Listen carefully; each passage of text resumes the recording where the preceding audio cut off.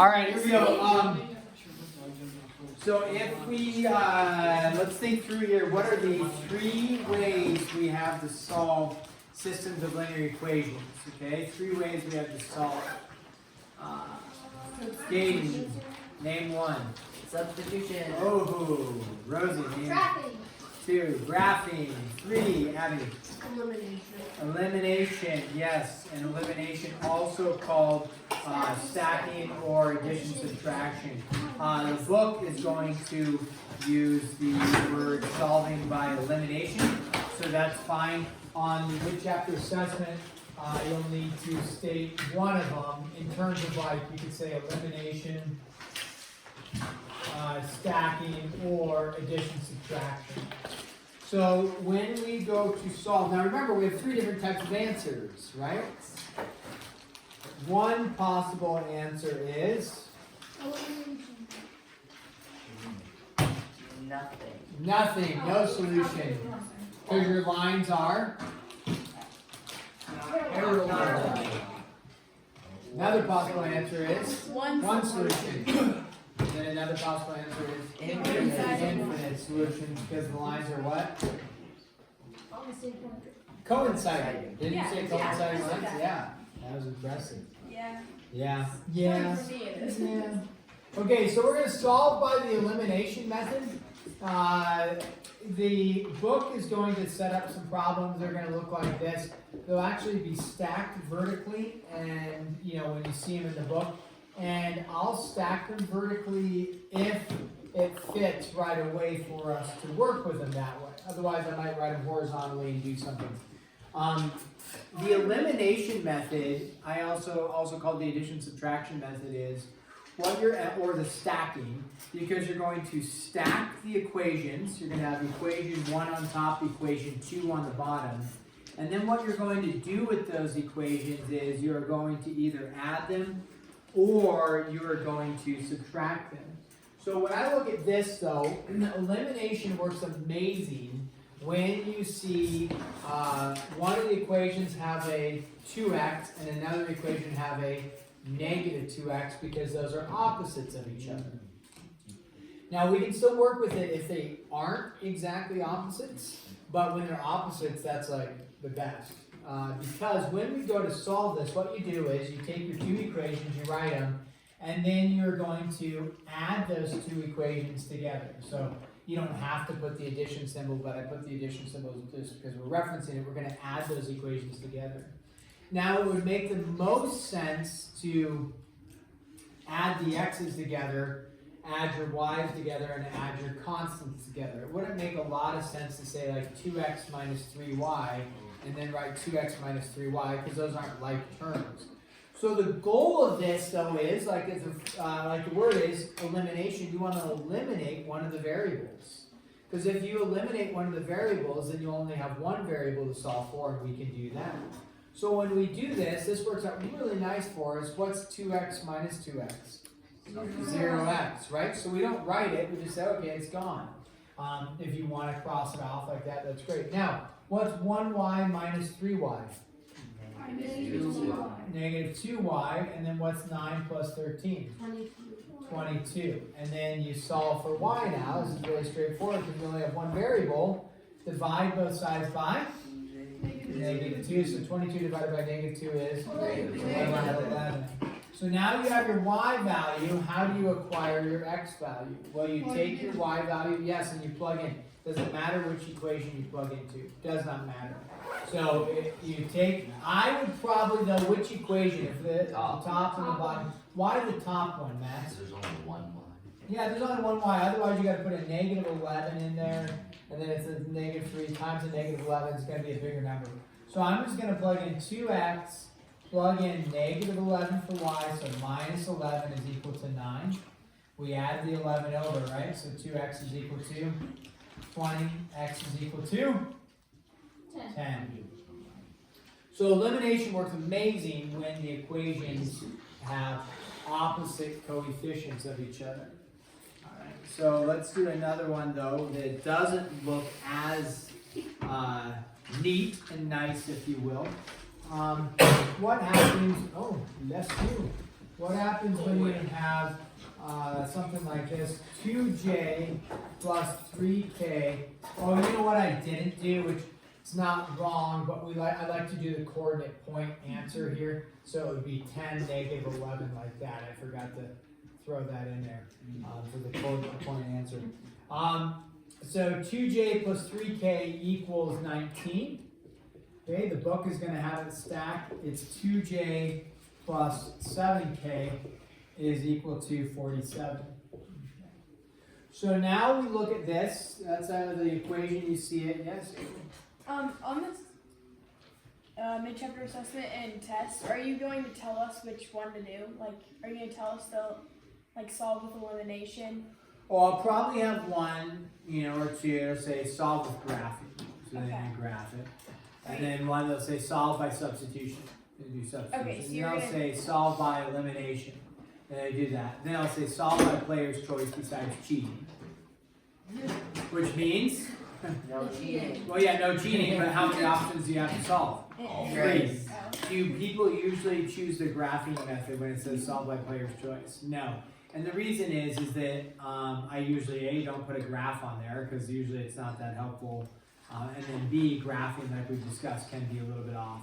So usually it comes down to either elimination or the substitution. So I'll say, yes, show me how to do all three individually, methods, and then I'll say, hey, you choose. Make sense? Yes. So here, we do like the elimination method, but it's not as easy, not as clean, I should say, initially. Why isn't it as clean, if you will? Yes, Rosie. Because it's all positive. Yeah, you got 2j and 2j, they don't just cancel out, right, Rosie? So then would you multiply all the third equation? Yeah, so what you do is you subtract one equation from the other, which, as Rosie stated, is you multiply one of the equations by -1 is the easiest thing to do. So you can either rewrite it, like when you go to look at the problem in the book and you go to rewrite it, you can rewrite it with that already in place, like multiply by a negative, or you can just change it. Like, so what I'm going to do is I'm going to say, okay, you have this. I'm going to use the red marker just so that we see what would happen is I'm going to subtract the second equation from the first. Now, when we do that, the error is this. Some people just go, okay, I'm just going to subtract the 2j for the 2j. Well, you can't only do the one thing. You have to subtract the entire thing, which means this turns into a negative. What does this turn into? A negative. And then what does this turn into? A negative. So change the sign on everything because you need one of the coefficients to be opposites of each other. So 2 and 2 are not opposites, but 2 and -2 are opposites. So that's why we change the sign on everything. We just multiplied by a -1 to both sides. So now this works out great for us because what's 2j minus 2j? 0. Those cancel. And then what's 3 minus 7? -4. -4. 19 minus 47. Wait. -4k? Oh yeah, thank you. -4k there. Yes, the k does not disappear. And then 19 minus 47. Math. Yep, do the math. 19 minus 1. 26. 28. Negative 28. 28. Okay. -28. I'm hearing some 26s, some 28s, and some -28s. We're gonna go with -28s and 32s in there. Okay. So now, yeah, high five each other. There you go. Okay. Yeah. Now, what does k equal then? +7. Okay. So we got k is equal to +7. Which equation do we plug back into? The top three. Top or the bottom? Doesn't matter. Top because it's got all positives. It's smaller. Okay, great. So we say 2j plus not 3k, but what? 3 times 7 is equal to 19. So yes, 3 times 7 is 21. And then we subtract that 21 over. And we get 19 minus 21. Also, it's -1+. Is it 10? Wait, I'm I'm looking not at the -20 or problem. I'm looking at the -10 problem. I was to looking at Yeah, it's Okay, it's just like -10. No, 20. -20. What is going -1. Sigma 19 minus 21 is -2. yeah. Wait. Oh yeah. I am really tired. So you get j is equal to -1. I'm done. So when you go to put this in coordinate point form, is it jk or kj? JK. JK. Okay.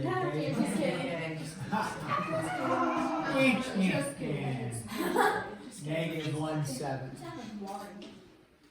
I don't know if he knows who that is. Wario, I'm a Luigi. I'm a number one.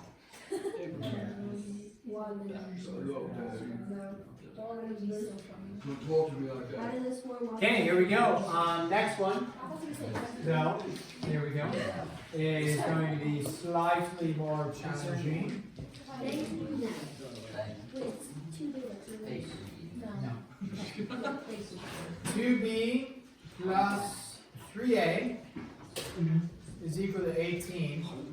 And then stacked underneath it is the 5a minus 3b equals 11.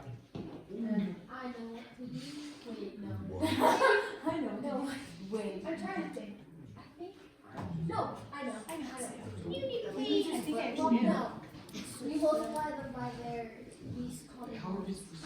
Are we doing this? Whatever it's called. No, not quite yet. So Rosie's kind of tracking up here. She's saying a lot of words. And some of them actually do make sense to me. But one thing to take a look at is this. Are the A's stacked? No, this is a B and an A. This is a and a B. So formatting is key. You want your A's on top of each other, you want your B's on top of each other, then you want your constants on top of each other. Last chance. So, when we do this, I'll rewrite them, okay? Just to show you, you could recognize when you're copying this from the book and say, oh, they're not the same, I'm going to rewrite it. So you would maybe want to write it, right? 2b plus, and I don't know, usually we put the a's first, it doesn't really matter, but you could say, okay, 3a plus 2b is equal to 18, and then 5a minus 3b is equal to 11. So you just rewrite it, you arrange them somehow so that you have the a's on top of each other, the b's on top of each other. Okay, then the constants lined up. The issue here is, I do have opposite signs here, that's nice, but do I have opposite numbers here? No, it's 2 and a -3, so that doesn't work for us. So if you just add together right now, you're going to get 8a minus b. You still have an a, you still have a b, so now it's solvable. Rosie's going to give us an insight. Okay, so what if you multiply each by like, for instance, you can multiply the top one by 3 and the bottom by 2. Okay, so Rosie's saying, what happens if I multiply this whole equation by 3 and this whole equation by 2? Well, when you do that, what she's doing is she's finding the least common, not denominator, because there's no fractions, but least common multiple for my b values. Meaning your goal is to get them to be the same. And you say, okay, 2 and 3, they both go into 6, so I would need to multiply 2 by 3 and 3 by 2, and then I'll get a 6 and a 6. This one's negative, and then I can cancel. So we're going to take that 3, and we're going to multiply it into everything. You can't just do it to the b's, and you get 9a plus 6b is equal to 18, and you get 10a minus 6b is equal to 22, like that. Wait. Is there Yeah, another multiply one them. that? I didn't do the 18, did I? No. Thank you for catching that. So 18 times 3 is 54. Okay. So then I don't need to subtract the equations because the signs are already opposite, right? So you don't need to subtract the equations. You're just going to add them together, if you will, combine them. So 9 and 10 is 19. 6b, negative 6b, cancel, right? 19a, I keep forgetting to put the variables, and then 54 and 22 is 76, okay? And then you go ahead and do 76 divided by 19. You can do that. Four. Okay, and you get A. 4. A is equal to 4. Okay. Let's say the equation. Now, once you have A is equal to 4, okay, you need to plug back in. When you look, you have an equation here, here, where you rearrange the signs, here where you multiply it in. You can plug into any of them. Okay, probably these ones are bigger, so maybe you don't plug into that. So it doesn't really matter.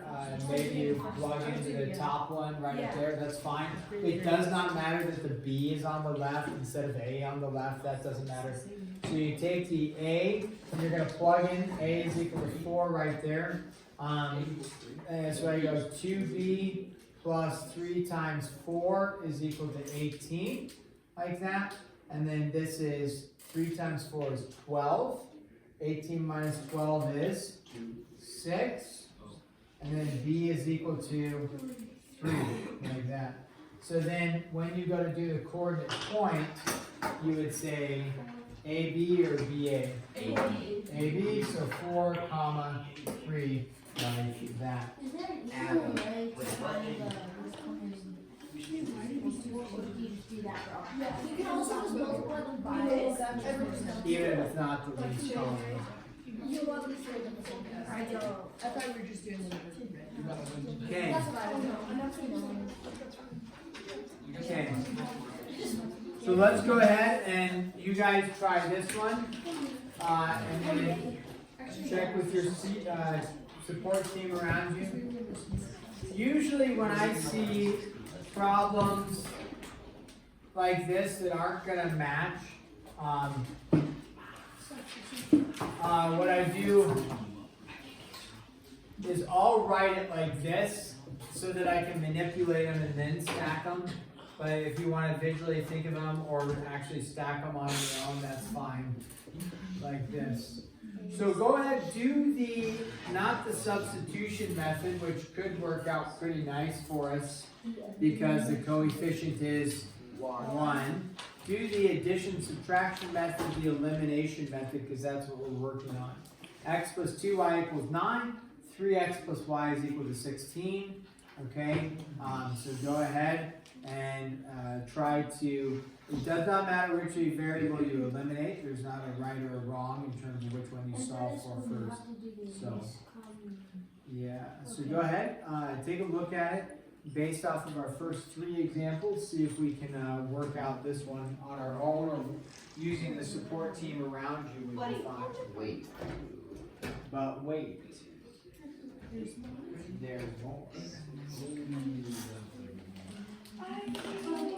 Wait, is it?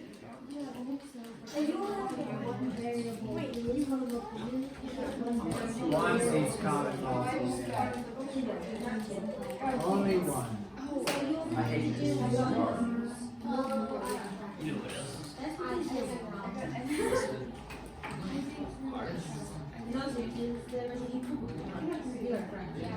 That's what I use as assignment.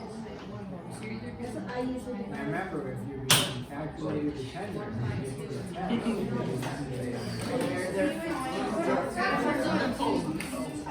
get to I don't know why they have fractions. Like, I'm fine with doing decimals, but I like decimals. No, because then I get fractions. Because then the 2 Okay, several people are saying, I must be doing it wrong, I'm getting a fraction. Guys, you will use fractions in math. Yes! Now, a lot of times we start out with doing problems without fractions because it's easier to work with because we're trying to learn a new concept. Once we've learned the concept a little bit, absolutely, they'll start introducing fractions. So, can you have a problem with the answers that are fractions? Yes. Oh, wait, that'll work. So, the answers do have fractions. Little pro tip there. They do have fractions in there. So it's okay when you're coming up with fractions. So it's addition, Yeah, I can. You people did. Oh, wait, no.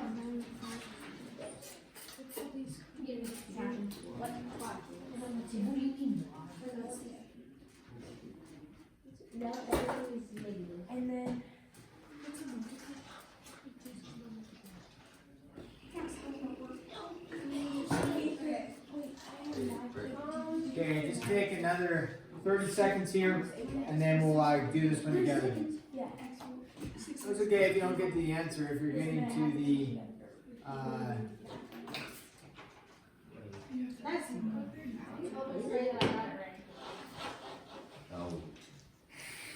if you're getting to the understanding of it, if you don't get to the final answer. What did you guys get? Yeah. Okay, What's that? I tried. We put a hard one.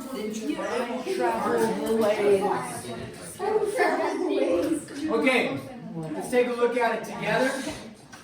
Which variable, it doesn't matter, which variable do we want to eliminate? Okay, get rid of the y. Sounds good. If you want to get rid of the y, what's the least common multiple for y? 2, right? So if this is already a 2, do I need to manipulate it at all? No. So we just, if we're getting rid of the y's. Here, this is not a 2, right? So we need to make it a 2. The issue though is that not only do we need to make it a 2, but what do we also need to do to get rid of it? We need to make it a negative 2. So it would make the most sense just to multiply by a negative 2. So I'm going to go like this and multiply by a negative, multiply by a negative 2. When I do that, I get negative 6x minus 2y is equal to negative 32. Once I have the manipulated equation there, I'm going to stack it. It doesn't matter if I bring this one over here or this one up to there. We just need to stack the equations. So I'm going to bring this one down here and say x plus 2y is equal to 9, and then go from there. So when we do that, we have negative 6x plus x. What do you get? Negative 5x. Negative 2y and 2y, those are gone, right? And then negative, what's 32 minus 9? Or Negative. negative 32 plus 9. Negative what? Negative 23. Then divide both sides by negative 5, and you get x is equal to 23 over 5. Okay, I'm not going to put it in a decimal form. I'm going to leave it as fraction form. Okay, so when we do that, now you could put it in a decimal. It's not marked wrong. I'm going to leave it as 23 over 5. When we go to solve, we just have to work with fractions, right? One of the major problems with people is they can't do fractions. Some of that is that it's a little bit harder. They don't practice it. I don't know. So we just take 23 over 5. Which equation would it make the most sense to plug into? This one, or that one? That one. That one. This one, or that one. Yeah. So 23 over 5 plus 2y is equal to 9. You subtract 23 over 5.